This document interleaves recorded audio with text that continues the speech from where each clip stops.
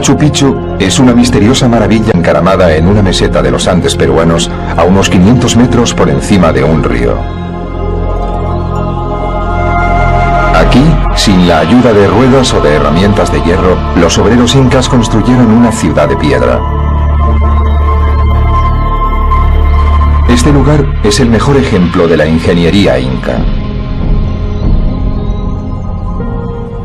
Los arquitectos construyeron más de 600 terrazas para evitar que la ciudad se deslizara por la montaña. Los ingenieros hidráulicos diseñaron un sistema de suministro de agua con una longitud de casi 1 kilómetro. Y los albañiles erigieron templos en los que pueden verse los trabajos de mampostería más impresionantes del Nuevo Mundo. Para los incas, la arquitectura era especialmente importante. Los templos construidos en los alrededores de la ciudad están orientados para captar los rayos del sol naciente. La inclinación de los techos reflejan el Huayna Picchu, el monte que emerge tras ellos. Sin embargo, el Machu Picchu ha guardado muy bien sus secretos, ocultando durante más de 400 años su verdadero significado y finalidad. Mediante estudios del diseño, la construcción y las principales características de la ciudad, los científicos están intentando desvelar algunos de sus misterios. Es un lugar muy complejo y, aunque creo que hoy en día sabemos muchas más cosas, todavía queda mucho por descubrir. Así que no creo en absoluto que hayamos solucionado todos los misterios de Machu Picchu. Abandonado en el siglo XVI e invadido por la selva andina, se convirtió en un lugar perdido en el tiempo y fue olvidado incluso por la gente que lo construyó. Intacto durante siglos, Machu Picchu es una ventana al pasado, a través de la cual podemos conocer a quienes lo construyeron, los incas, una antigua civilización que creó el imperio más poderoso de Sudamérica. También nos hace recordar al hombre que seguramente fue el responsable de su abandono, Francisco Pizarro, un conquistador español que invadió Perú y que en última instancia destruyó a la civilización inca. Y por último descubrimos a Hiram Bingham, un arqueólogo aficionado en busca de fama que dio por casualidad con uno de los descubrimientos arqueológicos más importantes del siglo XX. La idea de que alguien sin una formación arqueológica pudiera descubrir tanto Machu Picchu como Vilcabamba en una corta expedición de reconocimiento es un logro espectacular. Desde el descubrimiento de Bingham en 1911, los científicos han trabajado para resolver los enigmas de Machu Picchu. ¿Quiénes eran los incas que la construyeron? ¿Y por qué abandonaron la ciudad? En los tiempos en que Colón descubrió el Nuevo Mundo, los incas controlaban todo el territorio que se extendía desde Colombia hasta Chile, un área mucho más grande que aquella controlada por los aztecas de México. Podría decirse que el imperio inca era la civilización más poderosa del Nuevo Mundo. Su dominio en Sudamérica empezó en 1438, cuando Pachacuti, un gran guerrero y líder, llegó al poder. Entonces, se puede decir que con él se inicia una gran expansión de los incas y tenía un gran dominio en cuanto se refiere a la religión, al gobierno, al arte. Era un hombre, muchos lo consideran nacido para gobernar una gran nación. Pero más allá de sus conquistas militares, Pachacuti también inició grandes proyectos de construcción. Ciudades, templos, grandes edificaciones y carreteras. Eran expertos constructores de carreteras. Quizá hicieron unos 14.500 kilómetros de carreteras a lo largo de todo el imperio inca. De esta forma, podían trasladar a grandes tropas desde una zona a otra del imperio para controlar a la población. Los incas eran ingenieros y picapedreros excepcionales. Con precisión milimétrica, los artesanos tallaban y encajaban bloques de piedra. Incluso sin ayuda de argamasa, los muros de los incas han resistido el paso del tiempo y frecuentes terremotos que sacudieron la zona. Los habitantes de los Andes eran maestros orfebres. Estamos en el Museo del Oro de Lima, en Perú. Aquí encontramos numerosos objetos de los incas y pre-incas. Para los incas, el oro es muy especial. Es el metal más importante. El oro representaba a su principal dios, Inti, el dios del sol. Los incas y sus antecesores crearon piezas exquisitas. Cuchillos ceremoniales y estatuas. Guantes, máscaras y ropajes. Incluso algunos de los templos incas estaban cubiertos por láminas de ese brillante metal. Por desgracia para los incas, este material tan amado por ellos sería la causa de su destrucción. A principios del siglo XVI, un grupo de aventureros españoles salió hacia el Nuevo Mundo. En 1532, Francisco Pizarro y 180 hombres más desembarcaron en Perú. Guiados por una serie de intereses, ¿no? Dentro de los cuales, por ejemplo, aparte de los intereses naturales del hombre de conocer nuevas tierras, de descubrir cosas nuevas, etc., también había un poco el hecho de conseguir ciertas riquezas. Pizarro estuvo encantado de descubrir una civilización que compartía su amor por el oro. Había oído historias sobre el emperador inca Atahualpa, que comía en platos dorados y bebía en copas de oro. Al saber que Atahualpa y su ejército estaban acampados cerca de la ciudad de Cajamarca, a unos 550 kilómetros, Pizarro se dispuso a descubrir si la leyenda era cierta. El 15 de noviembre de 1532, los españoles llegaron a Cajamarca y de inmediato invitaron a Atahualpa a un banquete en su honor. El emperador aceptó y al día siguiente los españoles consiguieron atraer a Atahualpa y a los guerreros que le acompañaban a un lugar reducido. Entonces salieron de sus escondites y mataron salvajemente a todos excepto al emperador. Convertido en prisionero, Atahualpa aprendió rápidamente a hablar un lenguaje que los españoles entendían. Y ofreció a los españoles como una especie de recompensa llenar una habitación entera de oro, ¿no? Y 2 habitaciones de plata, hasta donde su mano alcanzara, decía, ¿no? El oro venía de Cuzco, la capital, pero nada podía saciar la sed de los españoles. Aunque el emperador cumplió su promesa, Pizarro finalmente ejecutó a Atahualpa y estalló una guerra a gran escala. A pesar de ser minoría, los españoles disponían de armaduras y armas de fuego. Los incas usaban arcos y flechas de madera. Ya debilitados por una guerra civil y una epidemia de viruela extendida por los españoles, los principales ejércitos incas fueron finalmente derrotados. En los años siguientes, los españoles destruyeron los restos de la civilización inca, arrasando templos y construcciones.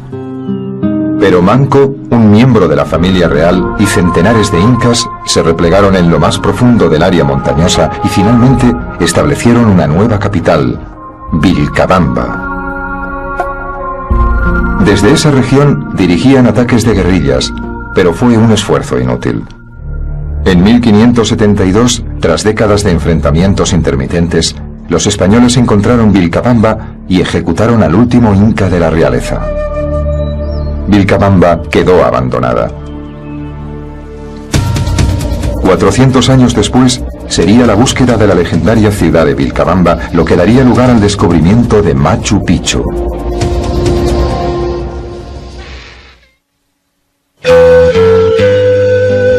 Durante siglos, Machu Picchu estuvo oculta al resto del mundo. Los españoles nunca la encontraron, y los diezmados incas que sabían dónde estaba acabaron olvidándola. Pero a principios del siglo XX, un americano en busca de aventuras descubrió el lugar secreto y convirtió a Machu Picchu en las ruinas más famosas de Sudamérica.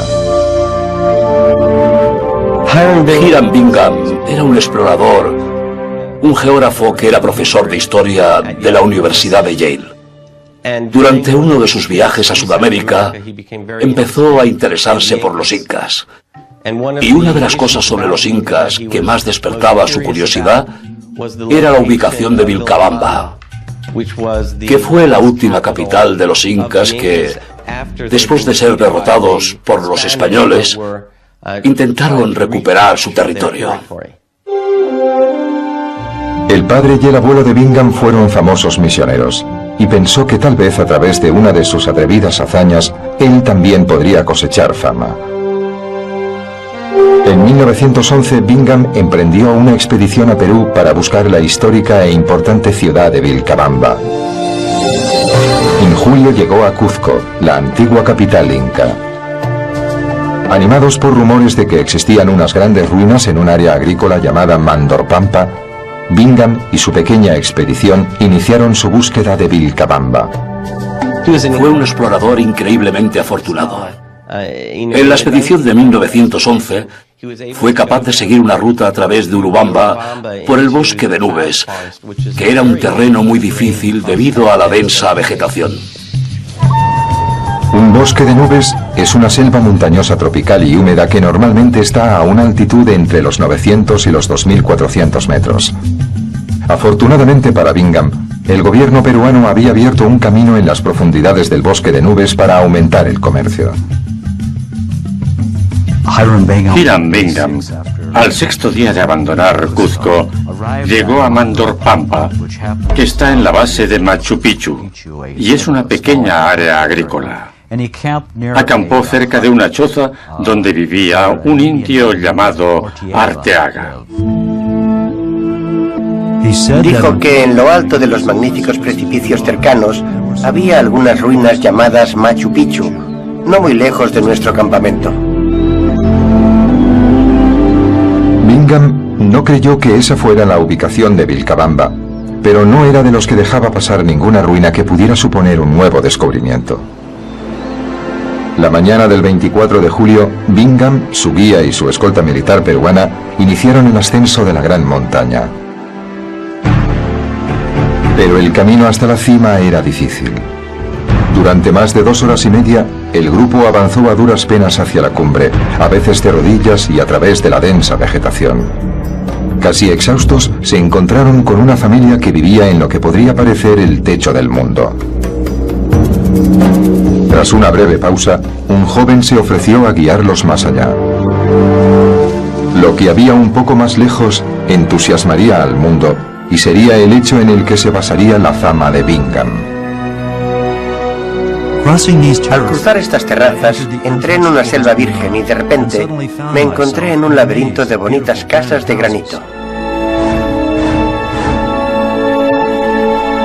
A pesar de que la maleza, sin cortar durante siglos, ocultaba el verdadero esplendor del lugar, Bingham pasó horas haciendo fotos y un mapa improvisado.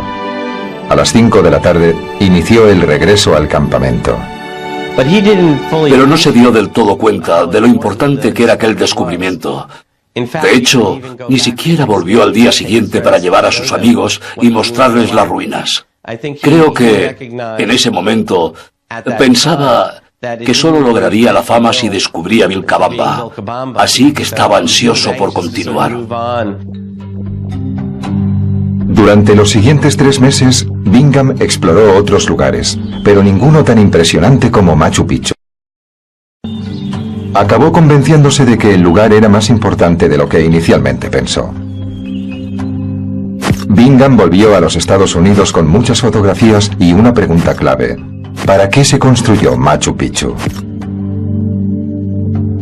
Con la ayuda de sus extraordinarias fotos, en menos de un año consiguió fondos para otra expedición.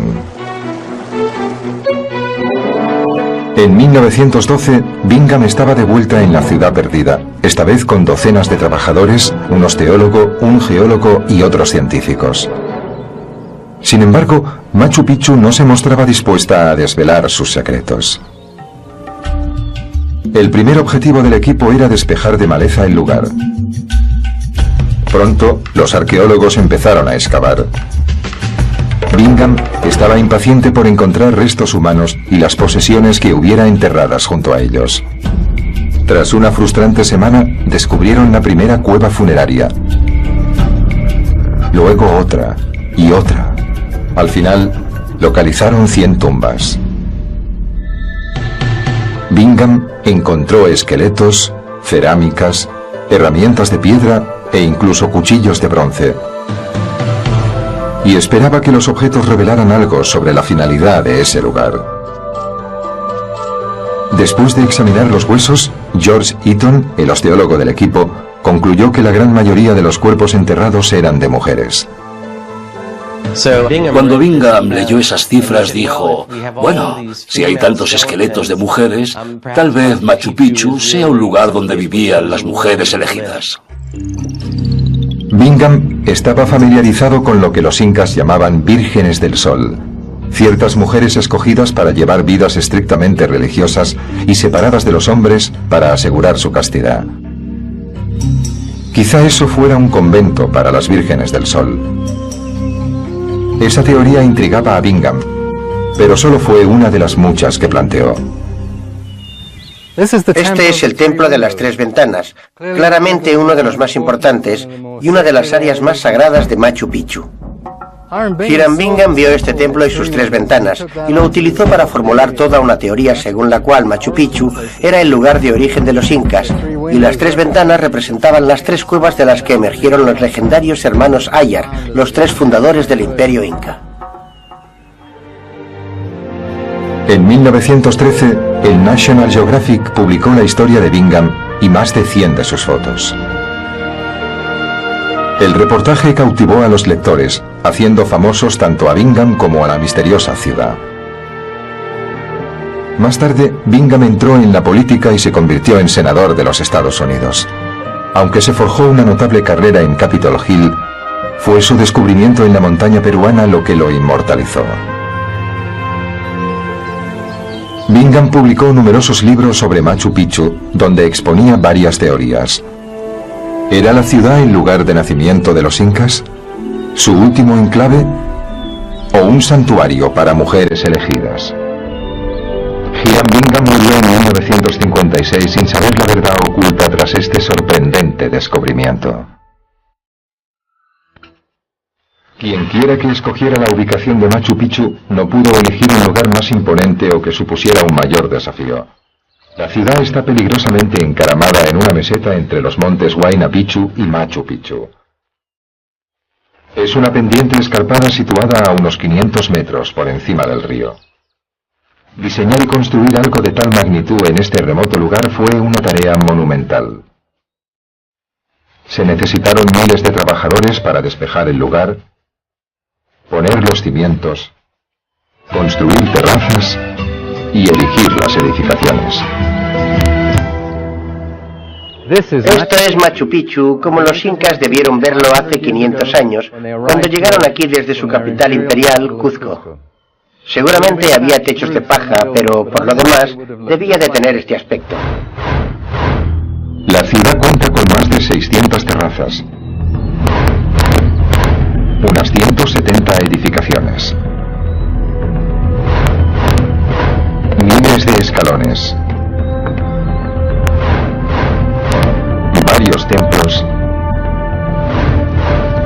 y 16 fuentes. Los incas usaron cientos de miles de piedras para construir la ciudad, algunas enormes. Afortunadamente no tenían que ir muy lejos para encontrar los materiales de construcción. La gente a menudo se pregunta cómo trasladaban los incas estas piedras hasta aquí para construir la ciudad. Y ahora tenéis la respuesta delante de vosotros. Esta es la principal cantera de Machu Picchu, un amasijo gigantesco de granito blanco que usaron para crear esa espléndida ciudad que podéis ver detrás de mí. La calidad de la mampostería inca es legendaria. Edificaciones importantes muestran una precisión a la hora de encajar las piedras que no tiene explicación. 500 años después, es imposible insertar la hoja de un cuchillo entre las piedras. Este es el muro posterior del Templo del Sol, probablemente el templo más importante en Machu Picchu y, como corresponde, el muro más magnífico de todo el lugar. Un ejemplo extraordinario de los maravillosos trabajos incas de mampostería, con niveles perfectamente alineados, que van estrechándose a medida que aumenta la altura. ¿Cómo conseguían tanta precisión? ¿Qué sofisticadas herramientas usaban? No disponían de cinceles de acero, ni siquiera los tenían de hierro. Increíblemente, sin herramientas de hierro, los incas usaban rocas para tallar la roca. Esto es un martillo de piedra, y si lo miráis, pensaréis, es simplemente una piedra del río. Exacto. Usaban piedras del río, las más duras que pudieran encontrar. Aquí tenemos una piedra que se extrajo de la cantera. Usaban martillos de piedra, piedras del río muy duras para golpear la roca. Algunas de las rocas con las que se trabajó en Machu Picchu eran muy grandes, y este es un martillo de piedra también grande, que debieron usar para desprender grandes trozos de piedra. Debían de usarlo entre 2 personas. Esta piedra igual pesa más de 13 kilos y proviene del río. Así que alguien debió transportarla en su espalda hasta Machu Picchu. Algunas de las rocas más enormes utilizadas en Machu Picchu pesan más de 20 toneladas. ¿Cómo las movieron? Vince Lee, un entusiasta de la arquitectura y la antigua tecnología, cree que tiene la respuesta. En 1998, Lee y varios voluntarios llevaron a cabo un experimento con un bloque de mármol de 13 toneladas. El objetivo era mover la piedra por una rampa con 25 grados de pendiente y luego girarla 90 grados como lo debieron de hacer los constructores de Machu Picchu. Pero Lee quería hacerlo sin utilizar ninguna cuerda. Pruebas anteriores demostraron que rocas muy grandes podían arrastrarse si se disponía de bastantes hombres y espacio para que se pudiera trabajar. Pero en rincones estrechos o áreas reducidas, las cuerdas no servían. Según la teoría de Lee, la piedra debía de colocarse en una especie de trineo de madera que se desplazaría sobre unos raíles de madera. Usando troncos como palancas, los voluntarios esperaban avanzar lentamente. Con un empujón y un gruñido, la roca se movió. El equipo arrastró sin problemas el bloque por la pendiente. Incluso girar la piedra en el extremo de la rampa resultó fácil. Lee cree que los incas usaron la misma técnica. Las edificaciones más importantes dependían de que las rocas encajaran con precisión y de que su enorme peso las mantuviera en el sitio. Pero hay pruebas de que en edificaciones menos importantes usaron argamasa hecha con una combinación de arcilla, tierra y pequeñas piedras. Además del trabajo de mampostería de la ciudad, otra característica distintiva de Machu Picchu es el sistema de terrazas. Las terrazas tienen 2 propósitos. Proporcionaban un lugar para cultivar y también evitaban que la ciudad se deslizara por la montaña. Esta es una terraza bastante típica de Machu Picchu, de unos 2 metros de altura y tiene 3 metros de ancho.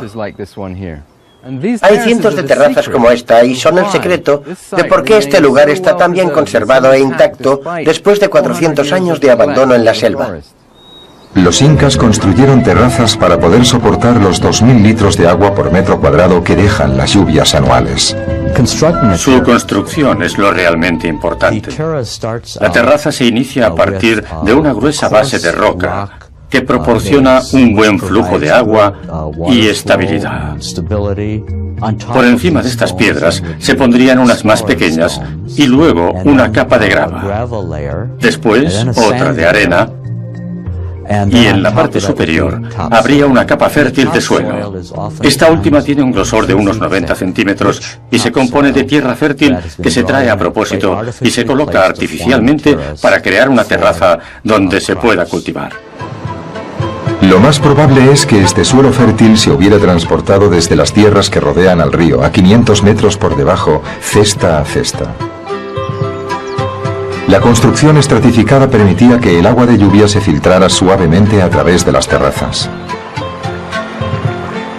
Hasta hace poco, los científicos solo especulaban sobre el tipo de cultivo que debía haberse sembrado para alimentar a la población de la ciudad. Pero a mediados de los 90, a través de muestras de suelo, se demostró que el maíz era el principal cultivo en Machu Picchu, junto a las patatas e incluso los aguacates. En total, Machu Picchu tenía casi 5 hectáreas de tierra en terrazas donde se cultivaba. El hecho de conocer el tipo de alimentos de cultivo y la cantidad de tierra disponible dio lugar a un interesante descubrimiento. Lo que descubrimos es que las terrazas de Machu Picchu no pudieron suministrar los nutrientes adecuados para más de 55 personas. Eso significaba que debía importarse comida. Los científicos calculan que en Machu Picchu vivían de 300 a 750 personas.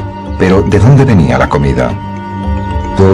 500 metros más abajo está el gran valle del río Urubamba. Y sabemos que en ese amplio valle también se cultivaba. Las terrazas más bien actuaban de sujeción para Machu Picchu y ayudaban a que la ciudad quedara anclada en la montaña. Sin ellas, las edificaciones se hubieran derrumbado hace mucho tiempo. El enorme esfuerzo de construcción simplemente demuestra lo importante que era la persona que lo construyó. ¿Quién tenía los recursos? ¿Quién construyó Machu Picchu? Desde los cimientos hasta las fuentes, desde las terrazas a los templos, Machu Picchu fue un espectacular logro de ingeniería. Pero antes de empezar su construcción, alguien tuvo que diseñarlo. Quizá los arquitectos sean anónimos, pero su plan revela sus secretos. La ciudad está dividida en un sector agrícola y otro urbano. El sector urbano, que cubre 2 hectáreas, está además dividido en 2 áreas, separadas por una gran plaza. Actualmente, el sector occidental de Machu Picchu es el de los templos más importantes y la zona residencial de los incas. La zona oriental estaba destinada a los sacerdotes y familias que venían de visita, pero ahí también estaban situados los talleres. Los arquitectos incas diseñaron Machu Picchu para que estuviera en simbiosis con la naturaleza y muchos rasgos resaltan el paisaje. Esta es la puerta de entrada principal a la ciudad de Machu Picchu. Y como podéis ver, encuadra perfectamente la montaña de Huayna Picchu. Esto no es una casualidad. En Machu Picchu, la naturaleza hablaba y los incas escuchaban. Los incas veneraban la naturaleza. Ellos adoraban lo que denominaban huacas, rocas, arroyos, manantiales. La tierra estaba llena de un poder sagrado. Así que podemos imaginarnos que en Machu Picchu encontraron un lugar que estaba especialmente lleno de poder sagrado, por lo que podríamos decir que toda el área era un huaca. Para los incas había muy poca diferencia entre religión y ciencia. Debido a que no dejaron documentos escritos, no sabemos exactamente para qué usaban los incas ciertas edificaciones. Pero los científicos especulan si algunas de ellas tenían una función religiosa y utilitaria al mismo tiempo. El primer lugar al que se lleva a los turistas es el Templo del Sol. Es un lugar muy especial porque fue construido alrededor y encima de una roca enorme. Esta edificación, que es circular, rodea a la roca y la protege porque la roca es lo sagrado. Es un huaca o altar. Y ese huaca en particular tiene una ventana oriental. Y en un día específico del año, en el solsticio de invierno, la luz del sol entra por esa ventana y los rayos de luz dividen por la mitad la roca o el huaca.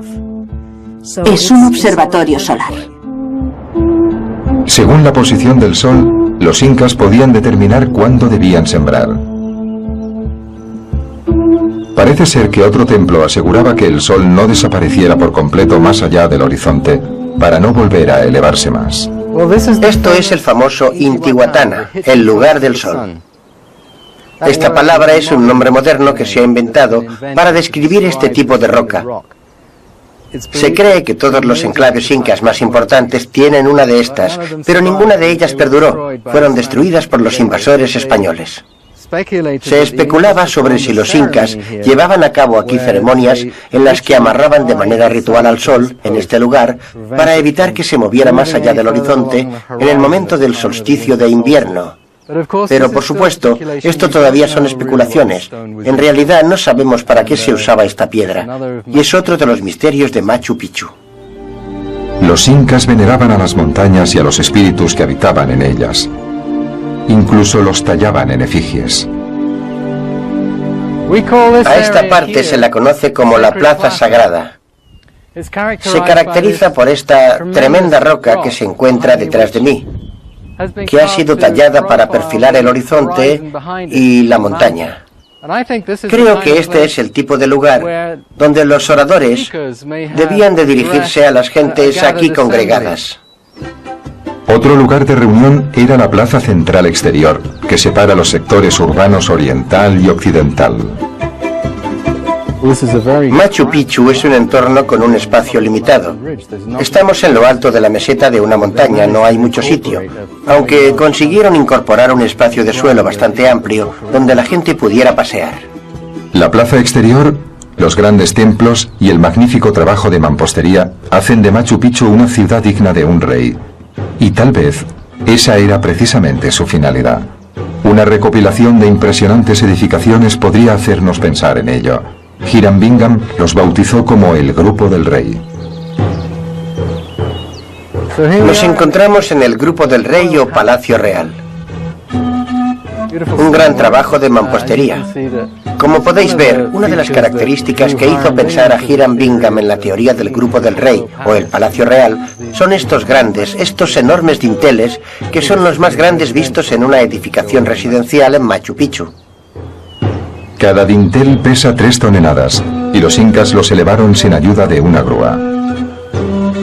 La edificación está junto a la fuente número 1. La persona que viviera en esta zona fue la primera en tener acceso al agua. Esto indicaba que era alguien importante. El suministro del agua y el sistema de canalización es una de las obras de ingeniería más impresionantes de Machu Picchu. Los diseñadores incas desviaron agua desde un manantial a 800 metros de distancia hasta el corazón de la ciudad y la llevaban hasta 16 fuentes diferentes.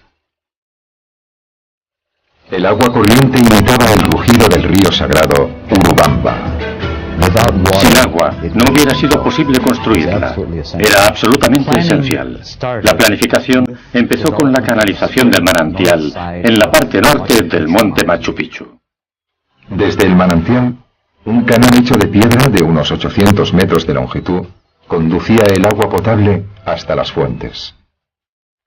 La ubicación del manantial, junto a las leyes de la física que gobiernan la pendiente por la cual el agua discurre de forma adecuada por un pequeño canal, indican que el lugar de la fuente número 1 estaba predeterminado por la naturaleza. Dos de las edificaciones más importantes, el Templo del Sol y la Residencia Real, se construyeron junto a la fuente número 1. Por lo tanto, el trazado de esta ciudad estaba parcialmente determinado por la ubicación y elevación del manantial. El sofisticado sistema hidráulico no solo es un legado de la genialidad de los ingenieros incas, también ayuda a responder preguntas sobre la gente que allí vivía. A finales de los 80, tras 80 años de especulaciones, los misterios de Machu Picchu estaban a punto de descubrirse. Desde que Hiram Bingham la descubrió en 1911, el lugar había estado envuelto en el misterio, pero Bingham barajaba varias teorías que sostuvo durante décadas. ¿Era Machu Picchu el lugar de nacimiento de los incas? ¿O era Vilcabamba el último refugio inca lejos de los españoles? ¿O podría ser un centro sagrado para las vírgenes del sol? En los últimos 20 años, un dedicado grupo de científicos ha trabajado para encontrar respuestas. Hoy en día, la nube de misterio que envuelve Machu Picchu empieza a disiparse. En 1983, Richard Burger y Lucy Salazar, antropólogos de la Universidad de Yale, volvieron a examinar los objetos de las expediciones de Hiram Bingham. Los objetos, la mayoría de los cuales habían estado guardados durante 80 años en el sótano del Museo de Historia Natural Peabody de la Universidad de Yale, empezaron a desvelar información sorprendente sobre Machu Picchu. Por ejemplo, Aquí lo que vemos es un tarro con dos asas verticales. Este tarro en particular pertenece a un grupo llamado Collas. Este grupo étnico fue conquistado por los incas y enviado a Machu Picchu. Eran muy famosos por su habilidad en la mampostería. Seguramente fueron ellos los que construyeron Machu Picchu. Los Collas eran anteriores a los incas y mejores constructores. Antes de ser conquistados, controlaban el lago Titicaca, en la frontera entre Perú y Bolivia. Al observar los materiales, objetos y herramientas, llegamos a la conclusión de que estas personas eran artesanos especializados procedentes de una parte diferente del imperio. ¿Construyeron los Collas esta ciudad para que fuera el último refugio de los incas, la legendaria Vilcabamba? A principios de los 60, el aventurero estadounidense Jean Savoy respondió a esto con un no rotundo.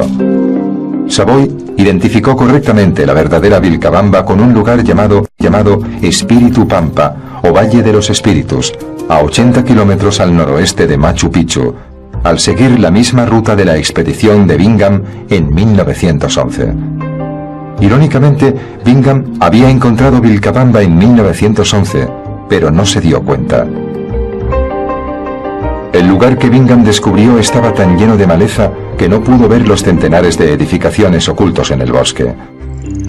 Además, al volver a examinar los objetos, estos indicaban que la construcción de Machu Picchu seguramente empezó en 1450, unos 80 años antes de la conquista.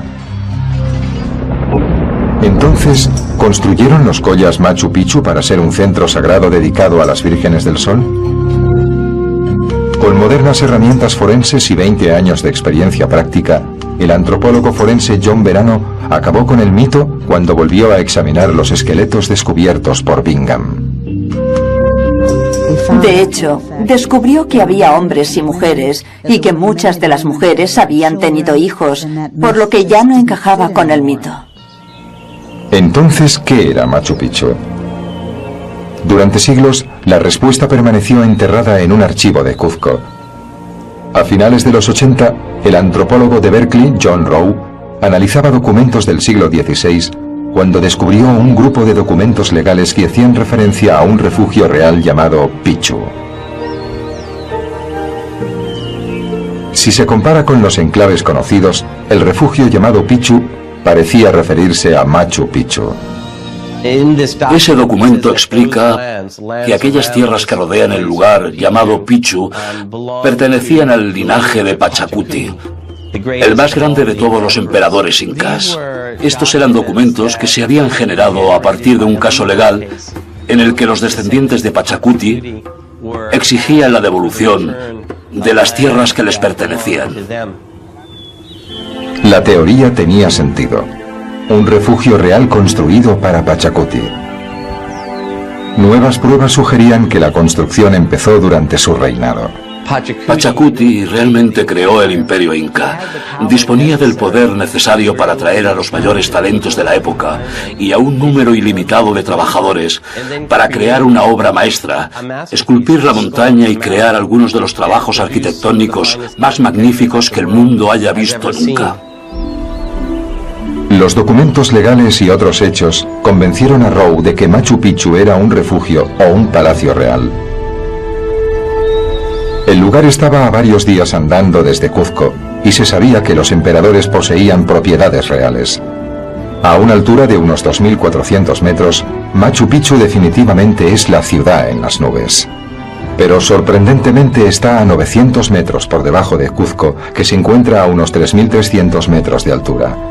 Pachacuti podría haber escapado de los fríos inviernos en Cuzco, viajando a Machu Picchu, donde el tiempo debía ser más cálido.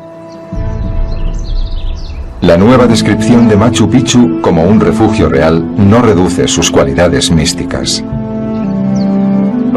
Creo que Machu Picchu era esencialmente un lugar sagrado y religioso que los incas construyeron basándose en su ubicación. Tenemos que recordar que Pachacuti era un guía religioso y espiritual, no solo un líder político. por lo que concuerda con la teoría de que fuera una propiedad privada de Pachacuti y también un importante centro sagrado. La opinión general hoy en día es que seguramente Machu Picchu tenía una población de 300 personas, que llegaba hasta 750 si el emperador y su séquito viajaban hasta allí. El lugar estuvo habitado desde 1450 hasta 1540 y finalmente quedó abandonado. Tal vez fue la conquista española lo que hizo que los incas abandonaran este lugar. Cuando los españoles conquistaron Cuzco, la gente que vivía aquí en ese momento debía ser el grupo más próximo a Pachacuti, o lo que ellos llamaban su panaca.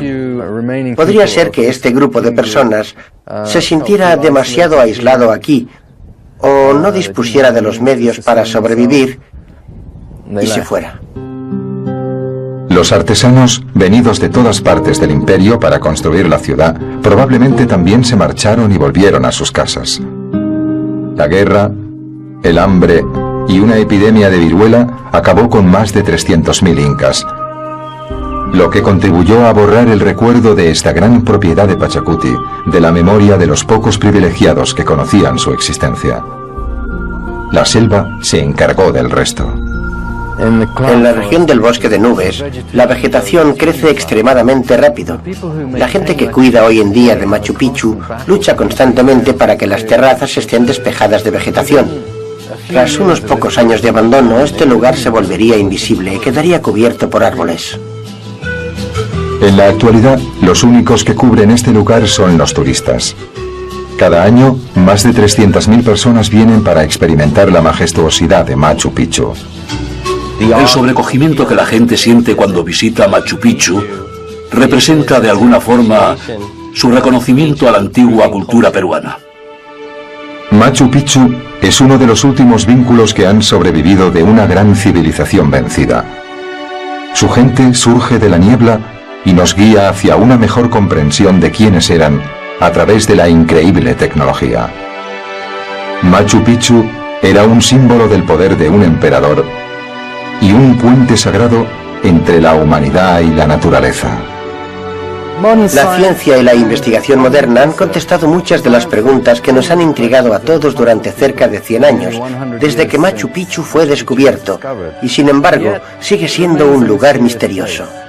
Todavía nos preguntamos por qué los incas estaban tan preparados y pudieron llegar a construir esta ciudad en un lugar tan remoto. No conocemos las respuestas a todas las preguntas. Machu Picchu todavía es en parte un misterio y tal vez siempre lo será.